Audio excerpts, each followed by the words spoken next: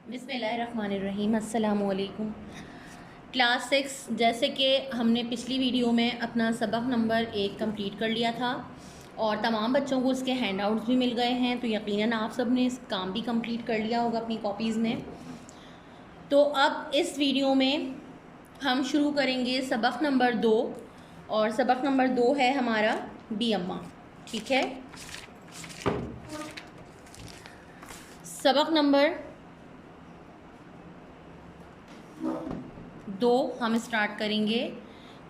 सबक है हमारा बी अम्मा, सफ़ा नंबर है 23। ठीक है, तमाम बच्चे देख लीजिए, सब बच्चे अपनी अपनी बुक्स खोल लीजिए। सफ़ा नंबर है 23, सबक का नाम है बी अम्मा। चलिए शुरू करते हैं। अभी मेरे बूढ़े हाथों में इतनी क़ुव्वत ज़रूर बाकी है कि तुम दोनों का गला घोंट सकूं, और अगर तुमने अंग्रेज़ से माफ़ी मांगी तो मैं वाकई तुम दोनों का गला घोंट दूंगी। ये तहरीर एक 80 साला ख़ातून की थी जो उन्होंने अपने जवां साल बेटों को एक ख़त की सूरत में भेजी थी। सफ़र के दौरान जब उन्हें ये बताया गया कि उनके 2 बेटों ने ये इकरार कर लिया है कि उन्होंने ही मुसलमानों को बगावत पर उभारा है और ये कि वो ब्रिटिश हुकूमत से माफ़ी मांगने पर तैयार हैं, इस अजीम ख़ातून को कौम ने उम्मुल अहरार के ख़िताब से नवाजा। बेटों ने बुआ कहा, पोतों और पोतियों ने उन्हें बी अम्मा कहा, और फिर वो पूरी कौम की बी अम्मा बन गई। बी अम्मा जो थी वो एक 80 साला ख़ातून थी, और उनके बेटे जो थे मौलाना मोहम्मद अली और मौलाना शौकत अली, ये तहरीक आज़ादी में जो थे इन्होंने हिस्सा लिया था। फिर इन्हें अंग्रेज़ फ़ौज ने गिरफ़्तार किया, और जब उन्हें पता चला कि उनके बेटों ने ये इकरार कर लिया है कि हमने ही मुसलमानों को बगावत पर उभारा है, तो और वो अंग्रेज़ों से माफ़ी मांगने पे इस बात के लिए तैयार है, तो बी अम्मा ने अपने बेटों को ये ख़त लिखा कि अगर तुमने अंग्रेज़ से माफ़ी मांगी तो मेरे बूढ़े हाथों में इतनी क़ुव्वत है कि मैं तुम दोनों का गला घोंट दूँ। इस अजीम ख़ातून को कौम ने उम्मुल अहरार कहा। उम्मुल अहरार का मतलब होता है आज़ादी के मतवालों की माँ।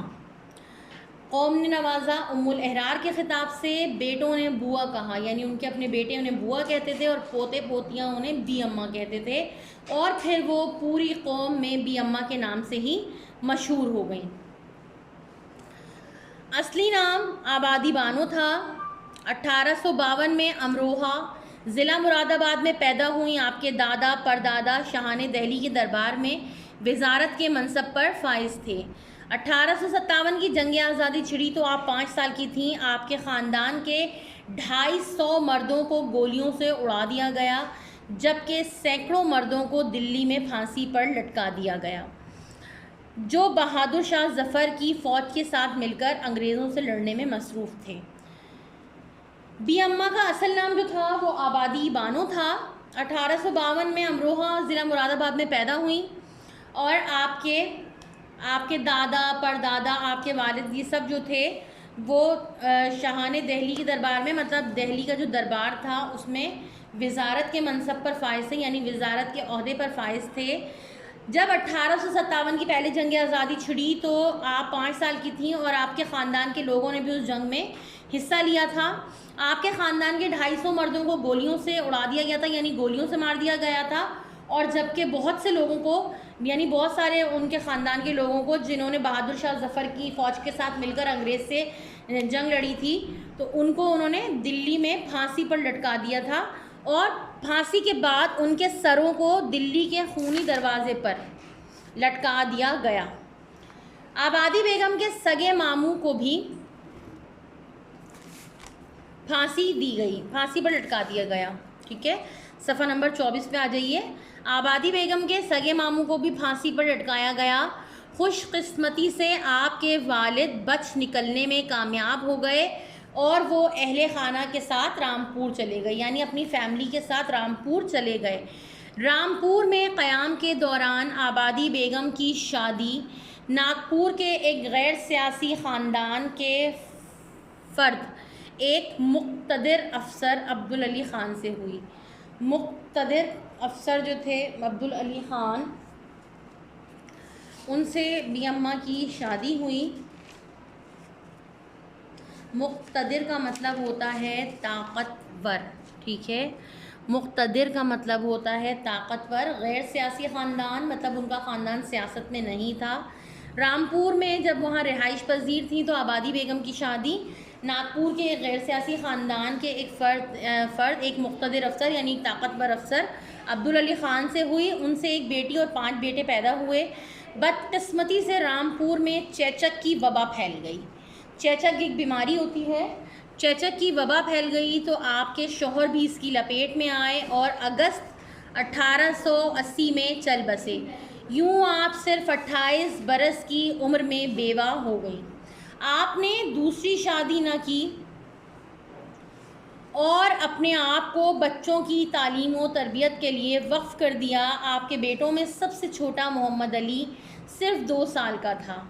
बच्चों को जदीद तालीम से आरास्ता करना आपका सबसे बड़ा ख्वाब था। जल्द ही आपका बड़ा बेटा जुल्फ़िकार अंग्रेज़ी स्कूल में तालीम हासिल करने लगा।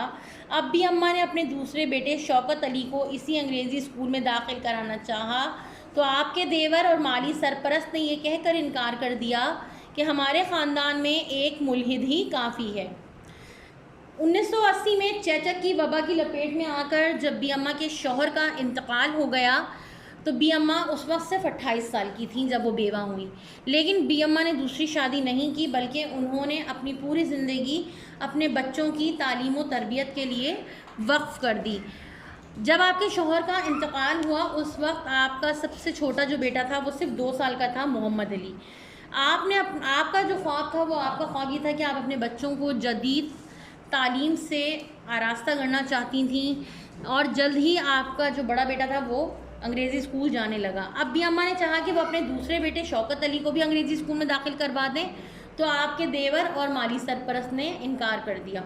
और क्या कहकर इनकार कर दिया कि हमारे ख़ानदान में एक मुल्हिद ही काफ़ी है, यानी हमारे ख़ानदान में एक ही काफिर काफ़ी है। मुल्हिद कहते हैं काफिर को। माली सरपरस्त सरपरस्ती करने वाले माली तौर पर यानी पैसों से पैसे वगैरह से इस तरह माली सरपरस्त उनको कहते हैं जो आप कह लेंगे जैसे जो उनके अखराजात वगैरह उठाते हैं। बी अम्मा ने उनके इस फैसले को सख्ती से रद्द कर दिया मतलब बी अम्मा ने उनके इस फैसले को नहीं माना और दूसरे ही दिन अपना बचा कुचा जेवर गिरवी रखाई और शौकत अली की तालीम का बंदोबस्त किया। यानी बी अम्मा ने क्या किया कि अपने देवर के फैसले को नहीं माना और वो अपना बचा कुचा जेवर गिरवी रख आई और